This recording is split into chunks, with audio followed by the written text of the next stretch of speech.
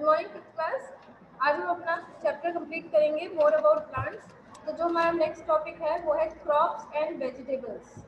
Next topic is crops and vegetables.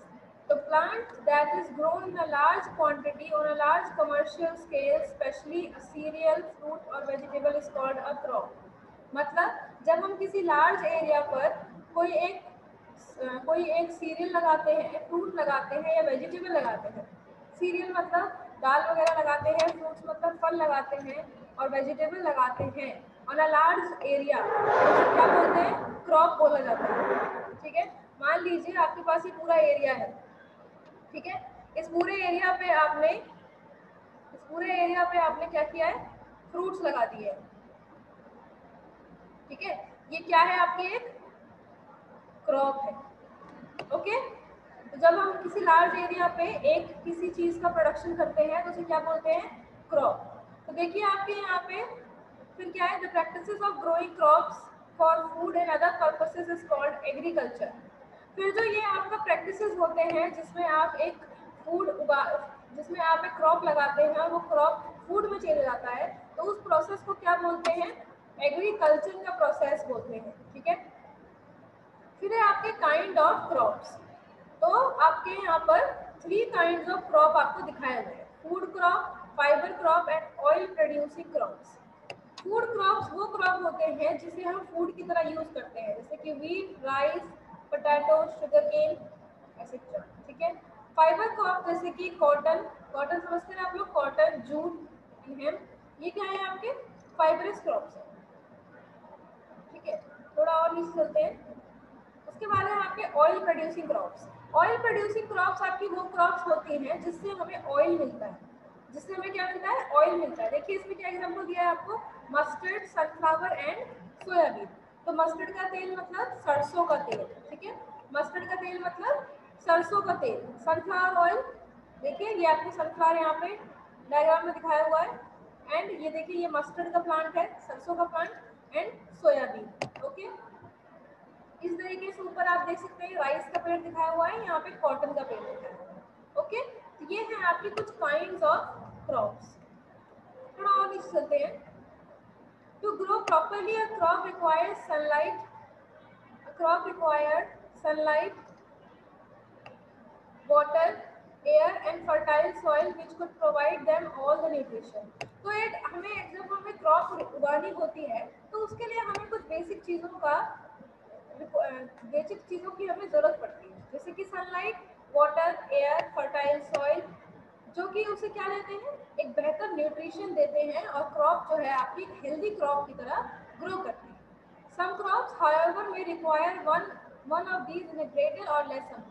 कुछ crops ऐसी होती है जिसको ज़्यादा अमाउंट में ये सब चीज़ें चाहिए होती है। क्या क्या चाहिए होता है? सनलाइट चाहिए होती है। ठीक है, और क्या? वाटर चाहिए होता है आपको, और चाहिए होता है आपको एयर, और क्या चाहिए होती है आपको? Fertile soil. तो ये सारी चीज़ें, ये जो 4 चीज़ें हैं आपकी, ये 4 चीज़ें कुछ प्लांट्स को ज़्यादा अमाउंट में चाहिए होती है और कुछ प्लांट्स को कम अमाउंट में चाहिए होती है। तो जिस अमाउंट में उनको चाहिए होती है उसी अमाउंट से उनको मिले तो वो क्या करेंगे? They are grown in different season and different areas.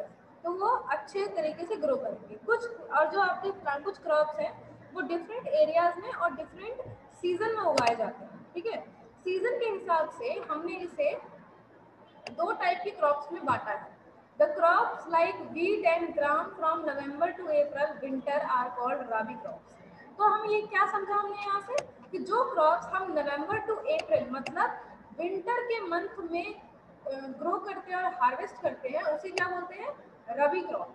ठीक है, और जो क्रॉप्स जून टू अक्टूबर मतलब समर के सीजन में मतलब गर्मियों में उगाई जाती है उसे बोलते हैं खरीफ क्रॉप। क्या बोलते हैं उसे? खरीफ क्रॉप। ठीक है, जैसे कि आपकी राइस, मेज मतलब भुट्टा, ज्वार, बाजरा, और आपकी जितनी भी दालें हैं, पल्सेस। ठीक है, ये सारी क्या है? आपकी खरीफ क्रॉप। तो ये सारी कब उगाई जाती है? समर के समर के सीजन में उगाई जाती है। ठीक है, फिर उसके बाद है आपका vegetables like cabbage, cauliflower, radish, beans, pear grow during winter. तो ये जो आपके वेजिटेबल्स हैं, जैसे कि अभी हमने देखा अभी हाल फिलहाल में ठंड का मौसम गया है, तो हमने क्या देखा कि हमें ठंड के मौसम में कैबेज मतलब बंद गोभी बहुत अच्छी मिलती है, हमें गोभी कॉलीफ्लावर बहुत अच्छा मिलता है, हमें मूली अच्छी मिलती है, बीन्स अच्छी मिलती है। पी का मतलब क्या होता है, मटर अच्छे मिलते हैं। Other vegetables like spinach, brinjal, tomato, pumpkin, ground grown in summers. और उसके बाद अगर हम देखा जाए तो पालक, बैंगन, टमाटर, कद्दू, ये सब क्या है, ये गर्मियों में पाए जाते हैं। तो इसका मतलब क्या हुआ कि जो हमने ऊपर वाली ये पढ़ी वेजिटेबल्स लाइक कैबेज, ये सब कब है, विंटर सीजन में उगाई जाती है, ठीक है। और जो हमने नीचे पढ़ा कि vegetables like spinach, brinjal, tomato, ये सब क्या है, आपके समर में उगाई जाती है, ठीक है। ये एक डिफरेंस होता है आपका सीजन में। तो सीजन के हिसाब से हमने यहाँ पे क्या देखा है कि सीजन के हिसाब से आपकी क्रॉप्स को उगाया जाता है। Different plants grow not only in the different climate but also in the different grown in different types of soil. तो कुछ आपकी ऐसी भी क्रॉप्स होती हैं कि जो सिर्फ डिफरेंट क्लाइमेट में नहीं बल्कि डिफरेंट टाइप ऑफ सॉइल में भी उगाई जाती है। मतलब सॉइल का भी डिफरेंस होता है क्रॉप्स के अंदर, मिट्टी का भी फर्क होता है कि अगर आप जैसे कि जिस मिट्टी में अगर आपको क्रॉप को उगाना चाहिए अगर उसमें ना उगाकर आप किसी और में उगाएंगे तो क्या होगा कि वो इतना अच्छा रिस्पॉन्स आपको नहीं मिलेगा, ठीक है। फिर मान लेते हैं, देखिए आगे क्या लिखा है, rice and jute are grown in clayey soil and hold plenty of water. Clay जानते हैं ना आप लोग, क्ले क्या होता है, वो चिकनी मिट्टी जो होती है जिससे आप लोग खेलते हैं कई बार, वैसी एक सॉइल होती है क्लेई सॉइल जिसके अंदर राइस और जूट का प्रोडक्शन किया जाता है। क्यों? क्योंकि वो क्या करती है, ज्यादा से ज्यादा पानी को रोक सकती है, होल्ड कर सकती है, ठीक है। नेक्स्ट पेज देखते हैं। देखिए jowar and bajra are grown in sandy soil. तो जो आपके जवार और बाजरा की हमने बात की थी वो किस में उगाई जाती है, सैंडी सॉइल में, ठीक है। फिर उसके बाद T plants need moist soil and grow in slope of hilly areas. तो जो आपकी चाय पत्ती होती है, चाय जो उगती है आपकी, वो कहाँ उगती है, मॉइस्ट एरिया में उगती है जहाँ पे थोड़ा जो जो वहाँ का जो मिट्टी होती है वो क्या होती है, थोड़ी नमी होती है। मॉइस्ट का मतलब मॉइस्चर होता है उसके अंदर, नमी होती है मिट्टी के अंदर। तो ये ऐसी मिट्टी कहाँ मिलती है आपको, हिली एरियाज में पाई जाती है, हिली एरियाज में पाई जाती है। Coconut tree grow in the coastal areas.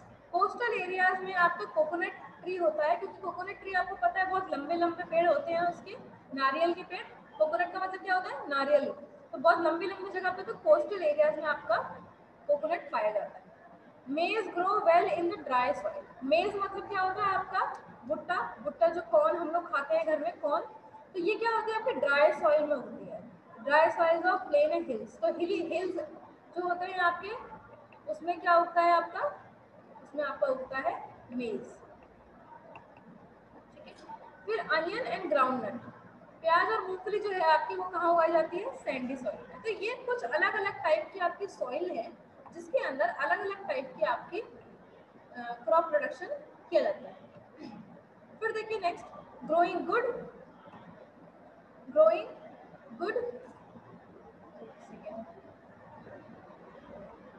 Good and healthy crops. तो कैसे हम एक अच्छी और स्वस्थ क्रॉप को उगा सकते हैं, तो सबसे बड़ा क्वेश्चन ये है हमारा यहाँ पर। तो देखते हैं हम आगे। देखिए, one must know about the ideal soil, climate and season for growing crops. जब भी आप कोई क्रॉप प्रोडक्शन करें तो उसमें आपको क्या पता होना चाहिए कि सबसे अच्छी सॉइल कौन सी है, सबसे बेहतरीन क्लाइमेट कौन सा है और सबसे अच्छा सीजन कौन सा है वो कोई भी एक पर्टिकुलर क्रॉप उगाने के लिए।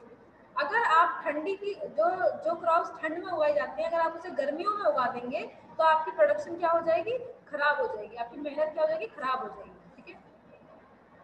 Manure and fertilizer should be added regularly to the soil in sufficient quantity. This would make the soil fertile.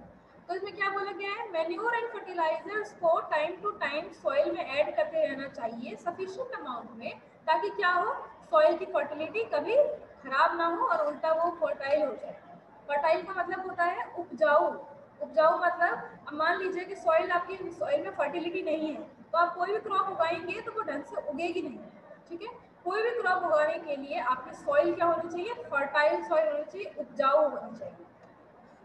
The seed sown should be mature and of good quality and seeds should not be planted too close to each other to the deep in the soil.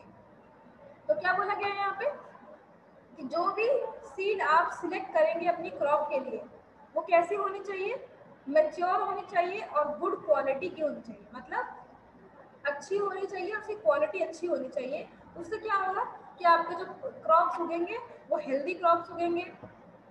और हमेशा जब भी हम agriculture का process करते हैं तो उसमें जब हम प्लांट्स लगाते हैं हमें उसे कहाँ लगाना चाहिए, एक प्रॉपर डिस्टेंस पे लगाना चाहिए। जब एक प्रॉपर डिस्टेंस पे लगाएंगे तो प्रॉपर डिस्टेंस में लगाने से क्या होगा कि जो जब वो सॉइल के अंदर जाएंगे तो उनमें डिस्टेंस रहेगा तो वो अच्छे से उग पाएंगे। Adequate water should be provided at different stages of plant growth. जैसे जैसे आपका प्लांट ग्रो करे उस स्टेज पर प्रॉपर अमाउंट ऑफ वाटर आपको उसे देना चाहिए, ठीक है। Crop should be regularly spread with pesticides to keep them free from pest diseases harmful animals. फिर उसके बाद क्या बोला गया है, पेस्टिसाइड्स। अब मान लीजिए आपने क्रॉप लगाई है और उसको अगर कीड़े खा जाएंगे, अगर उसमें पेस्ट चले जाएंगे या कोई बीमारी हो जाएगी उसके अंदर, तो आपकी क्रॉप तो बेकार हो जाएगी ना। तो इस चीज से बचने के लिए हमें क्या ऐड करना चाहिए, उसमें पेस्टिसाइड्स ऐड करने चाहिए। जब आप पेस्टिसाइड ऐड करेंगे उसके अंदर तो जितने भी आपके कीड़े मकोड़े या जो भी आपकी क्रॉप को हार्म पहुंचाने वाली चीजें होंगी वो सारी क्या हो जाएंगी, सब अपने आप रिमूव हो जाएंगी। तो इसीलिए अपनी क्रॉप को इन चीज़ों से बचाने के लिए रेगुलरली आपको पेस्टिसाइड स्प्रे करना चाहिए अपनी क्रॉप में। Weeding, removal of unwanted plant should be regularly done. Weeding का मतलब क्या होता है, वीडिंग एक ऐसा प्रोसेस है जिसमें आपको उन प्लांट्स को हटा देना चाहिए जिनकी आपको ज़रूरत नहीं है, ठीक है। अब जैसे आपने क्रॉप उगाया, अगर वहाँ पे कोई बेकार का प्लांट उग गया है तो आप क्या करेंगे, उस प्लांट को हटाकर वहाँ से फेंक देंगे। क्यों? क्योंकि आपको उस प्लांट की जरूरत नहीं है और हो सकता है कि वो आपकी क्रॉप को नुकसान पहुंचा दे, ठीक है। तो ये है कुछ ऐसे डिफरेंट डिफरेंट तरीके जिससे आपको एक हेल्दी और गुड क्रॉप आप उगा सकते हैं। फिर आता है protection of crop and storage of seed. अब हम कैसे अपनी क्रॉप को प्रोटेक्ट कर सकते हैं और कैसे जो हमारी सीड्स हैं हम उसे स्टोर कर सकते हैं वो देखते हैं। Crops can be destroyed due to grazing of animals like cows and goats. तो क्रॉप्स आपकी किन किन वेज में डिस्ट्रॉय हो सकती है पहले वो देखिए। सबसे पहले हो सकती है grazing of animals like cow and goats. मतलब ग्रेजिंग मतलब जो गाय भैंस को खाना खाने के लिए चरने के लिए छोड़ देते हैं खेतों में मैदानों में, आपने देखा होगा। तो उससे क्या हो सकता है, जो आपके जो एनिमल्स हैं वो आपकी क्रॉप को खा सकते हैं, तो इससे भी आपकी क्रॉप खराब हो जाएगी। तो इसीलिए सबसे पहला तरीका जो हमें नहीं करना चाहिए वो क्या करना चाहिए, grazing by animals like cows and goat. Bird insect and pest should be lotus, beetles, grasshoppers, caterpillars, rodent and squirrels. और किससे में नुकसान हो सकता है, बर्ड से हो सकता है, इंसेक्ट से हो सकता है, ग्रास हॉपर से हो सकता है। सारे क्या है, सारे एनिमल्स और इंसेक्ट्स हैं जिससे आपकी क्रॉप को नुकसान पहुंच सकता है। और क्या हो सकता है, अगर आप मान लीजिए बैड वेदर और एक्सेसिव हैवी रेन, कई बार ऐसा होता है कि आपकी क्रॉप खराब हो जाती है ड्यू टू सूखा पड़ने से। कई बार ऐसा क्या होता है, अगर बहुत ज़्यादा तेज मूसलाधार बारिश हो जाती है तो उससे भी आपकी क्रॉप खराब हो जाती है। तो इसीलिए अगर आपका जो वेदर है जो अगर वो खराब हो गया तो भी आपकी क्रॉप खराब हो सकती है। ज़्यादा अगर रेन पड़ी तो भी आपकी क्रॉप खराब हो सकती है। नेक्स्ट क्या है, fungal diseases that can infect leaves, stem और रूट्स। कुछ ऐसी डिजीजेज होती हैं जो रूट, अगर रूट्स में हो गई या स्टेम में हो गई या लीव्स में हो गई तो भी आपके क्रॉप खराब हो सकती है। और ऐसी डिजीजेज को क्या बोलते हैं, फंगल डिसीजेज, ठीक है। नेक्स्ट देखिए नीचे क्या है, crop therefore need to be protected from all these. कैसे, अब हम कैसे क्रॉप्स को प्रोटेक्ट करेंगे। क्रॉप्स को प्रोटेक्ट करने के क्या तरीके हैं, देखिए। Insects and paste can be kept away from sparing pesticides. अब हम क्या कर सकते हैं, जो हमने बोला है कि इंसेक्ट हमारे, हमने ऊपर बोला है कि इंसेक्ट और पेस्ट हमारे क्रॉप को खराब कर सकते हैं, तो उसके लिए हम क्या कर सकते हैं, वहाँ पे क्या लगा सकते हैं, पेस्टिसाइड्स हम लगा सकते हैं, ठीक है। स्प्रे कर सकते हैं उसके बाद। ये देखिए आपको फोटो में दिखाया हुआ है, यहाँ पे देखिए ये एक फोटो में आपको दिखाया हुआ है कि ये जो एक आदमी है ये क्या कर रहा है, ये आपके स्प्रे कर रहा है पेस्टिसाइड्स ऑन द क्रॉप्स, ठीक है। This will also help to prevent diseases. तो इससे भी आपकी डिजीजेज जो है वो हट सकती है, ठीक है। Fencing the field and prevent grazing animals from entering there. तो हम क्या कर सकते हैं, अपने जो आपका जो पूरा फील्ड है, मान लीजिए इधर देखिए फिफ्थ क्लास, इधर देखिए सभी बच्चे, मान लीजिए ये आपका फील्ड है, तो इस फील्ड के हम चारों तरफ क्या कर सकते हैं, फेंसिंग कर सकते हैं। अगर हम इसके चारों तरफ फेंसिंग कर देंगे, मतलब क्या लगा देंगे, इसके चारों तरफ अगर बैरियर लगा देंगे हम लोग, तो क्या होगा, एनिमल्स अंदर नहीं आ पाएंगे, नहीं आ पाएंगे, तो उससे क्या होगा, आपकी जो क्रॉप है वो बच जाएगी, एनिमल्स की ग्रेजिंग से भी बच जाएगी। ठीक है, so this ends with your chapter 1 more about